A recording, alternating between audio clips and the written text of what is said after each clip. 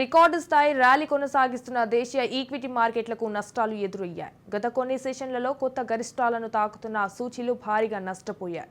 ఉదయం సానుకూలంగా trading మొదలవడంతో Sensex index ఓ దశలో 80,000 నుంచి 481 వద్ద కొత్త గరిష్టాలను తాకింది. అనంతరం మిడ్ సెషన్కు ముందు ఏకంగా 900 పాయింట్ల వరకు కుదిలయ్యాయి. ప్రధానంగా అంతర్జాతీయ మార్కెట్ల నుంచి మద్దతు లేకపోవడం, దేశీయంగా ఆల్ టైమ్ హైస్టాయిల వద్ద మదుపర్లు లాభాల స్వీకరణకు దిగడం, కీలక ఐటీ రంగం షేర్లలో అమ్మకాల ఒత్తిడి కారణంగా స్టాక్ మార్కెట్లు క్షీణించాయి.